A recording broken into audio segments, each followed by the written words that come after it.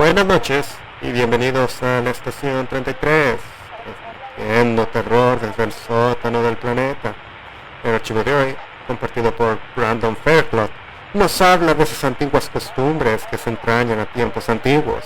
Prácticas tan inocentes como dejar los zapatos para los Reyes Magos, lanzar arroz en las bodas o poner 2 dientes de leche bajo la almohada. Pero hay algo siniestro en el origen de algunos. Los dejo entonces con Nunca debimos jugar el saco de cuchillos. Sabe lo que odias y odia lo que amas. Había oído hablar de Sack of Knives, o el saco de cuchillos en español, en uno de mis textos de literatura medieval. La clase me había parecido interesante, pero a las 2 semanas ya estaba deseando haber tomado otra clase de poesía o de escritura creativa. En parte se debía al profesor, que era crónicamente seco y aburrido, mientras daba una conferencia enlatada que obviamente había vomitado durante los últimos 20 años. Pero sobre todo era el propio idioma. Era muy arcaico y difícil de leer, y yo ya sabía que no se me daban bien las lenguas extranjeras. Algunos de los libros estaban modernizados, pero la mayoría estaban plagados de notas a pie de página en pequeños párrafos más largos que el texto que explicaban. Por supuesto, cuando por fin veía algo que me parecía interesante, no encontraba ninguna nota. Estaba en medio de un fragmento de una historia sobre un pueblo que había caído bajo una especie de maldición. La gente se estaba volviendo loca, tal vez, o sus vacas estaban muriendo. Que me jodan si lo sé. La xilografía que lo acompañaba le daba mal aspecto. Aún así, era un poco aburrido y tonto, y estaba a punto de dejarlo, cuando una frase me llamó la atención. Si no me equivocaba, decía saco de cuchillos. Como he dicho, no había nota de pie de página, y cuando fue al índice el término no aparecía. Busqué en internet, pero tampoco había nada al respecto. Mi interés ya decaía. Pero entonces se me ocurrió una idea. El profesor de la asignatura siempre nos decía que preguntáramos si teníamos alguna duda, ya fuera después de clase o en su horario de atención a los alumnos. De ninguna manera iba a hacerlo, pero quizás si le enviaba un correo electrónico preguntándole sobre el tema, pensaría que me importaría una mierda su estúpida clase. Yo no era un adulador, pero no me importaba un poco de relleno en caso de que me hundiera en un ensayo en algún momento. Así que busqué su correo electrónico de la facultad y le pregunté qué significaba el término antes de guardar mis libros y salir para la fiesta de Jeff. Esa noche no volví a pensar en ello.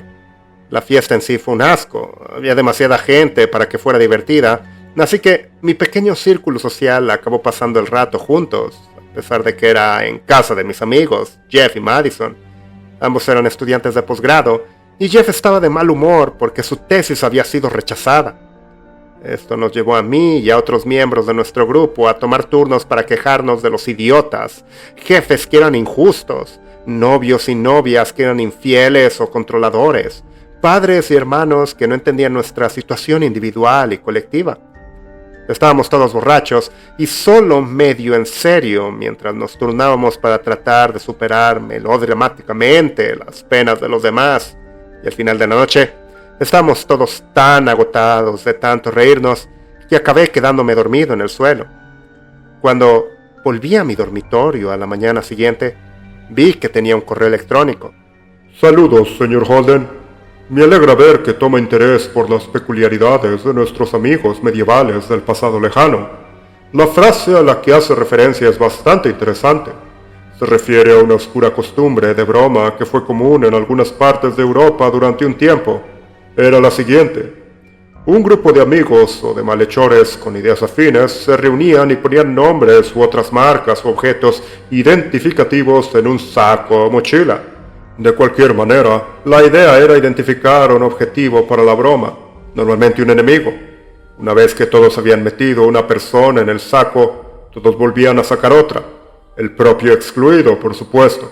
Digo por supuesto porque el propósito del saco de cuchillos era acosar o incluso herir a alguien a quien odiabas sin que estuviera vinculado a ti personalmente. Normalmente se trataba de comunidades pequeñas en las que casi todo el mundo se conocía y el riesgo de ser visto y reconocido mientras se iba o venía de romper la valla de alguien o de envenenar su alimento era significativamente mayor de lo que sería hoy en día. Si alguien veía a un enemigo merodeando por su propiedad y de repente se le escapaba la vaca o se le morían las gallinas, bueno, sería inmediatamente sospechoso. El saco de cuchillos proporcionaba una medida de protección contra tal escrutinio y generalmente se limitaba a pequeñas bromas que no levantaran demasiada ira, aunque siempre había excepciones. Una vez que el bromista terminaba algún acto contra su objetivo, volvía al saco, normalmente escondido en un lugar que todos en el juego conocían, y metía dentro un palo con el nombre o identificador atado a él. Esto simbolizaba el cuchillo que utilizaban para matar al enemigo de su amigo. El juego no terminaba hasta que todos los palos y artefactos estaban en el saco. Creo que hubo variaciones de las reglas a lo largo de los años, pero en general nunca se especificó un ganador. Supongo que su venganza indirecta contra los que odiaban era recompensa suficiente. Pensé en responderle, pero decidí no hacerlo. Estaba bien que respondiera tan rápido, pero había una diferencia entre ganar puntos y convertirse en un amigo por correspondencia de un cerebrito de la literatura. Me reí de la idea, cerré la laptop y me preparé para ir a trabajar. Fue una semana después, durante la cena, cuando mencioné el saco de cuchillos a Jeff y Madison. Les conté una anécdota divertida, pero cuanto más les descubría el correo electrónico, más se interesaban. Antes de que pudiera darme cuenta, había llamado a Paul y Allison, otros dos amigos nuestros, que, según la conversación de la fiesta anterior, tenían claras cuentas pendientes con alguien. Trajeron a su amigo Marty, que acababa de ser despedido de unas prácticas por fumar hierba en el estacionamiento. Intenté poner freno antes de que llegara la gente y entráramos en algún extraño juego de fiesta, pero Madison no me escuchó. Dijo que era la mejor idea que había oído en meses, que sonaba genial, divertido y muy satisfactorio. Pero la clave, señaló, era tener la suficiente participación. Guiñándome un ojo, se dio la vuelta y sonrió a Jeff. Es como esa película de Hitchcock, ¿verdad? Criss Cross, hijo de puta. 3 días después, estaba grabando las palabras puta de mierda en el parabrisas del coche de un desconocido. Habíamos usado un monedero de imitación y fichas, pero supongo que funcionó bastante bien. Había sacado a la antigua mejor amiga de Allison, que al parecer se había acostado con el novio de bachillerato de Allison.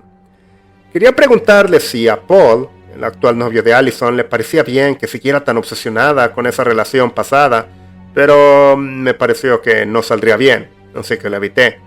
En lugar de eso, doblé la nota y me la metí en el bolsillo, pensando en esperar hasta más tarde para preocuparme de si iba a ser la broma o no. Pero nunca fue fácil dejar de pensar en ello. Desde el momento en que recibí el nombre y la dirección, me concentré en hacerle algo a la mujer. No es que sea un tipo mezquino, ni nada por el estilo, pero, por tonto que parezca, sentía que había hecho una promesa que debía de cumplir. Volví a casa de Jeff cuando terminé y encontré el bolso colgando en el cobertizo de las herramientas. Debajo había 3 cuchillos de mantequilla con gomas elásticas alrededor. ¡Ja! ¡Qué lindos! Supuse que los otros 3 ya habían llenado el saco y cuando metí el mío, vi que estaba en lo cierto. Me preguntaba quién había recibido mi pequeña petición especial y qué habría hecho. Pronto lo supe. Jeff está muerto. Apreté el teléfono con más fuerza mientras el suelo parecía tambalearse bajo mis pies. ¿Qué quieres decir? La voz de Madison era aguda y quebradiza cuando volvió a hablar. Quiero decir que el cabrón está muerto. Tenía a tu chico, Calvin Egger. Era tu chico, ¿verdad? Me desplomé en el sofá, apenas capaz de respirar. Sí era mi chico. Solo un drogadicto idiota con el que compartí habitación en mi primer año. Se largó el primer trimestre y me robó una laptop. Nunca pude probarlo, pero sabía que era él y es un pueblerino, así que todavía lo veo por ahí a veces. Parpadeé, volviendo a la conversación. Pero ¿cómo es que Jeff está muerto? Al parecer intentó sacar a este tipo de la carretera. Bueno, lo sacó de la carretera. El tipo Calvin se jodió. Dice que lo estaban trasladando a algún lugar, pero Jeff también se salió de la carretera. Chocó contra un árbol. La última palabra se desvaneció en un gemido bajo. No sabía qué decir. Jeff nunca haría algo así. No había un hueso maligno o loco en su cuerpo. No tenía ningún... El teléfono hizo clic y se apagó. Intenté devolverle la llamada, pero nunca hubo respuesta. Resultó que había una buena razón para eso. Se había volado la cabeza. En los últimos 5 días, 2 de las otras 3 personas también se habían aparecido muertas. Uno por suicidio y al otro le dispararon mientras intentaba quemar una ferretería. ¿Y Paul? Bueno, la policía sigue buscándole en relación con una agresión con daños agravados en la que supuestamente le rompió las piernas a un anciano con un bate metálico de béisbol. ¿Y a mí? Actualmente soy una persona de interés en un caso de violación. No porque tenga conexión alguna con la víctima, ni porque la mujer haya podido dar una descripción clara de nadie, sino porque mi auto fue visto en el vecindario la noche en que ocurrió, y un hombre que coincide con mi descripción fue visto por una pareja que paseaba a su perro. Al parecer, el hombre estaba grabando las palabras "puta de mierda" en el carro de la víctima. No soy supersticioso, pero tampoco estúpido. Todo esto no era una coincidencia, y lo que conectaba todo esto era este estúpido juego de mierda. Un juego que había aprendido de mi profesor. Así que le envié correos electrónicos en repetidas ocasiones, pero no obtuve respuesta. Tras 2 días de espera, llamé a su despacho y dejé un mensaje de voz. Para mi sorpresa, me devolvieron la llamada esa misma tarde. Señor Browning. Sí, ¿es el profesor Miller? Es correcto, soy yo. Recibí su mensaje de voz. Parecía muy alterado, pero no pude comprender de qué hablaba. ¿Mencionó algo en la lectura? Aspiré y traté de mantener la calma. Sí, como le dije antes, estaba en el trabajo del curso del mes pasado. La historia del pueblo maldito. La que hablaba del juego de saco de cuchillos. Hubo una larga pausa y pude oír el revoloteo de páginas cuando volvió a hablar. Yo no estoy seguro de lo que está hablando. Conozco la historia a la que se refiere, pero... Un momento. Oh, sí, creo que he encontrado la frase Seats de Truhan. ¿Es correcto? Si usted lo dice. Lo llamó el saco de cuchillos en el correo electrónico, igual que yo, pero... Tiene usted que saber más que... ¿Correo electrónico? Fruncí el ceño. ¿Estaba borracho o qué? No tenía tiempo para esto. Si no me daba respuestas directas, podía hablarlo con la puta policía. Sí, el correo electrónico que me enviaste cuando te lo pregunté. Otra pausa. Señor Browning, no le he enviado ningún correo electrónico. Yo no lo utilizo en lo absoluto, si soy honesto. Soy un poco ludita, lo sé, pero perros viejos y todo eso.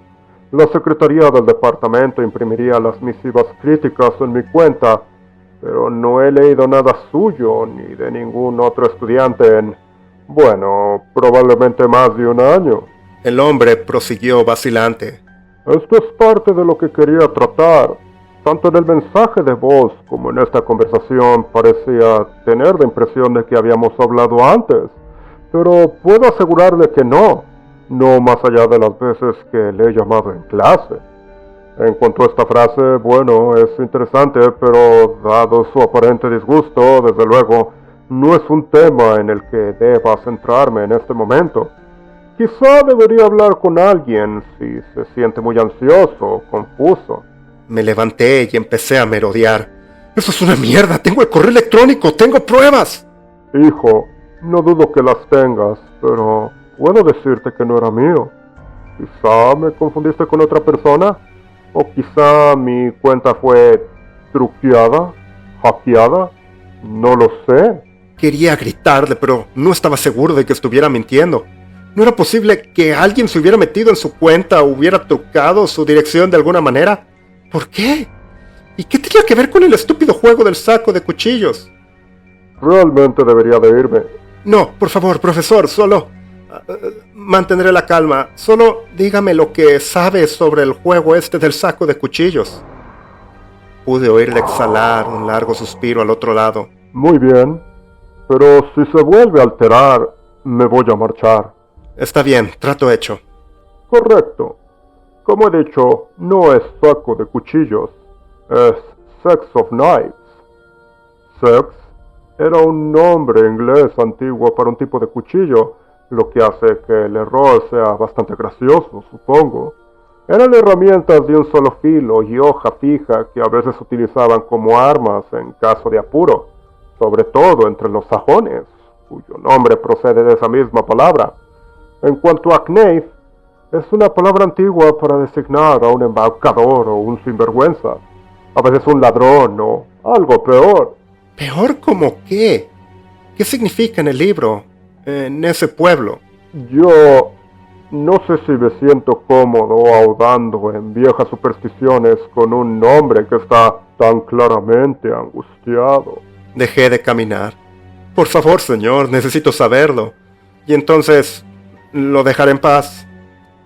Comenzó de nuevo con la respiración agitada.